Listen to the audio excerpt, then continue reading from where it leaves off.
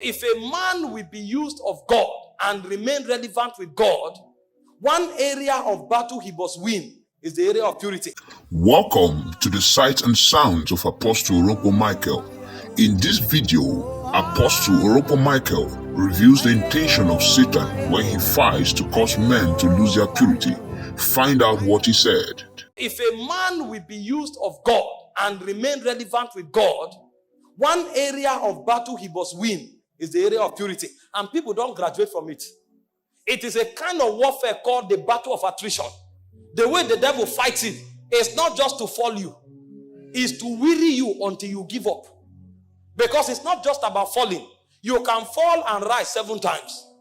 So long as you still believe you can be pure, the devil knows he has not won the battle. So it's not that you fornicated or you didn't fornicate. The idea is actually not to fornicate. But most importantly is to come to the point where you tell yourself, I can live holy, I can live pure in a perverse generation.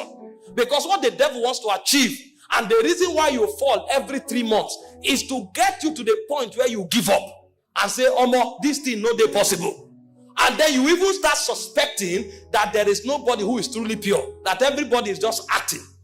The devil brings you to that defeatist mentality where you think and assume that it's impossible to live pure. And because of that, you now create a new doctrine. God accepts you as you are. God will accept you as you are, but God will not work with you as you are. You'll see new doctrines that righteousness is a nature, it's not an act.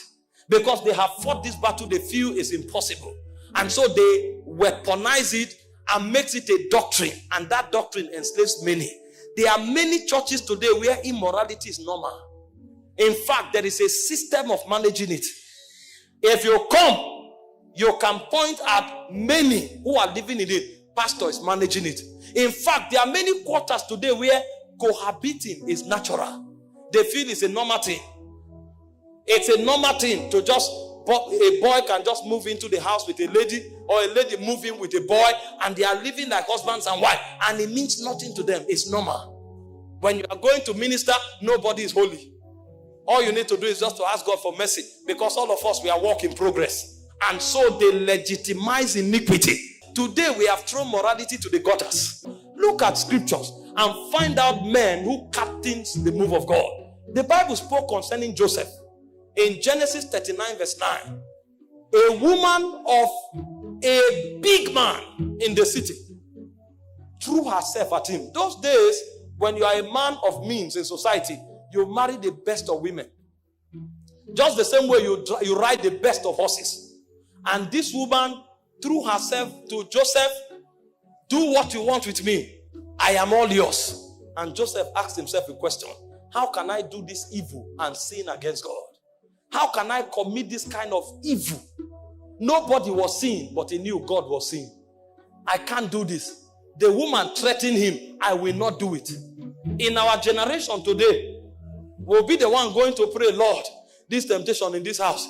Hey, help me, oh, help me. What kind of temptation is this? Temptate what? The things that should attract anger from our spirit is what we are calling temptation. How can a married woman be affectionate towards you because she's beautiful? In our generation, we call it a temptation. It triggered anger in the heart of Joseph. And Joseph said, I will never do it. When the woman eventually accused him, the guy went into prison for 14 years. And there was no record that Joseph regretted of walking in purity. It was never documented that Joseph was angry with God or Joseph regretted for what he did. And suddenly the Bible will say, until the time that his word came. It said the word of the Lord tried it. The move of God in Egypt that saved the whole world was powered by a young boy that understood the place of sexual purity. If Joseph had compromised with Potiphar's wife, probably he would have become the head of the houseboys.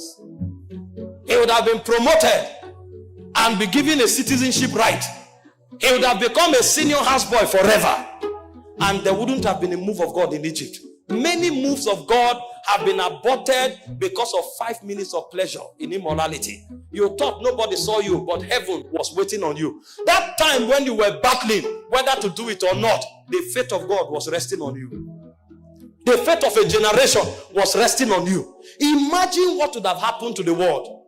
The whole world would have died of hunger, because that move of God was resting on one man. One man. There were not two. Only Joseph knew what to do. Only Joseph. So beyond having authority over senators, beyond having lordship over the house of Pharaoh, he was the lifeline of the move of God for that dispensation. If Moses had fornicated with Potiphar's wife, even his father would have died of hunger. The plan of God for a generation, except God intervened, the world would have been wiped off. People came from all over the world to look for food in Egypt. When Moses was battling to be sexually pure, that's what God was looking at. So heaven was praying for Joseph, because they knew if he fell, the world would have died. Men would have gone into hunger and the earth would have been wiped off. Do you know what is at stake? That 5 minutes that you compromised. Do you know what is at stake? Why do you think every demon will leave here to make sure you fornicate for just 5 minutes? Because they are seeing what you are not seeing. When Joseph was rejecting Potiphar's wife, the devil was seeing the savior of the world. But even Joseph did not see it. May God not disqualify you. Imagine if Joseph fornicated and God said, because you have done this, I will raise another deliverer.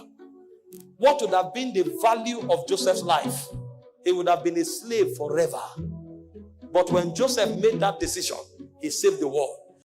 I hope you were transformed by this video. Do not forget to subscribe, like, share, and comment. And also to follow us on all our social media handles at Kingdom Sights and Sounds for more Kingdom transformative content.